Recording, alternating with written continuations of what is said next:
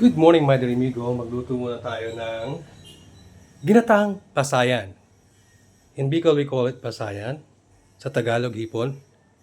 Kasi sa Bicol, ang tinatawag na hipon, yun yung sa amin na tinatawag naman na alamang.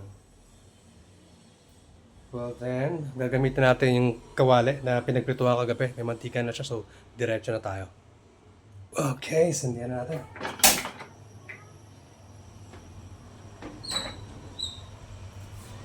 So,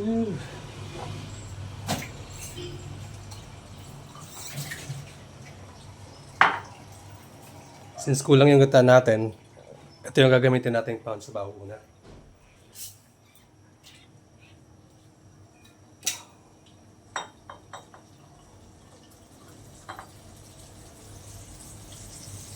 Yun.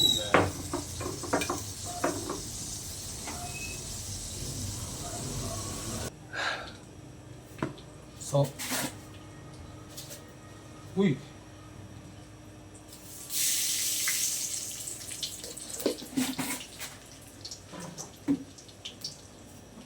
Mainit na mantika. Lagyan natin to. Pagsabayan natin para mabilis. Wow! At okay ulit ito.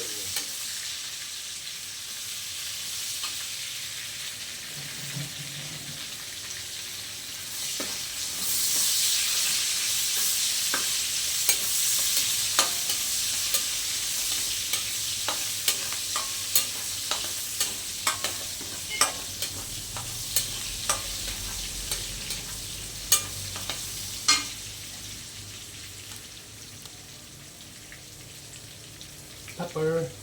Oops, na. Lagyan natin to. Bango na. Dapat pag isa, 1 to 2 minutes na siya para hindi bumikit yung balat. Salamat. Kaya pag pamatanggal nyo lang siya, kaya ito. Wow! And let's wait for a few seconds. Pag nag-grad na lahat, tanggalin natin kasi nandun na yung sabaw na, nandun yung lasa sa sabaw. Okay, maya-maya lang tanggalin natin, hango, then lagyan natin yung gata.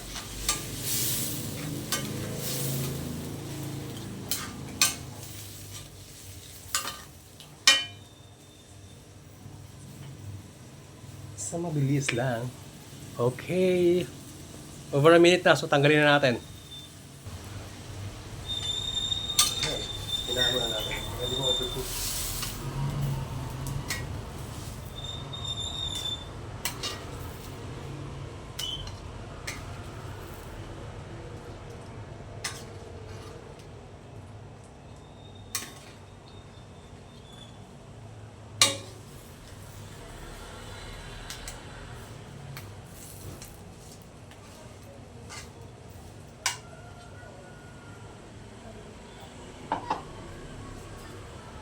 Oo, diba?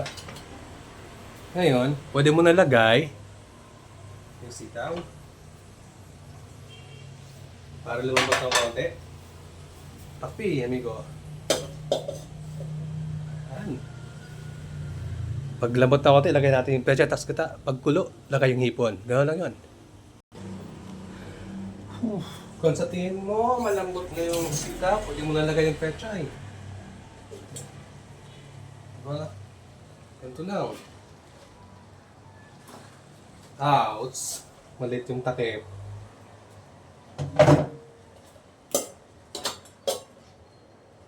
Tapos, saan natin to?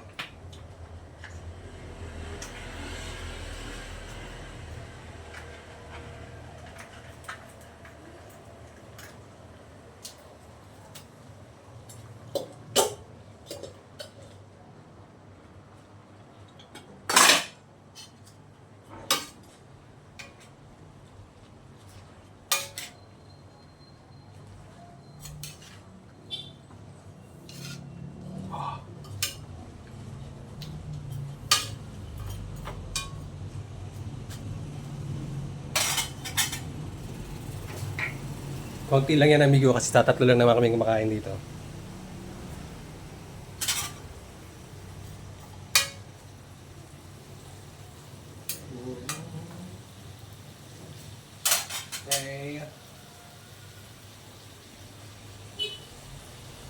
kulong-kulo na. So, ready na to. Pwede na to.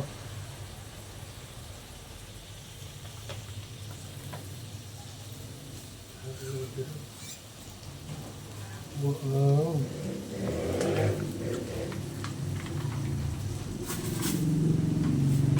And, mix ng kaunti.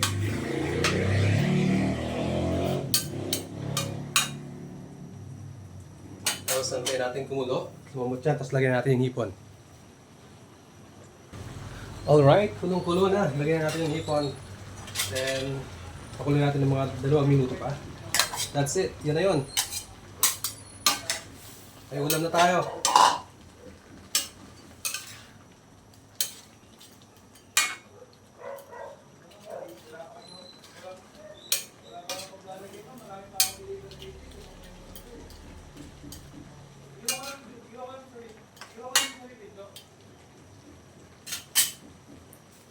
So, yun na yan, my dear amigo.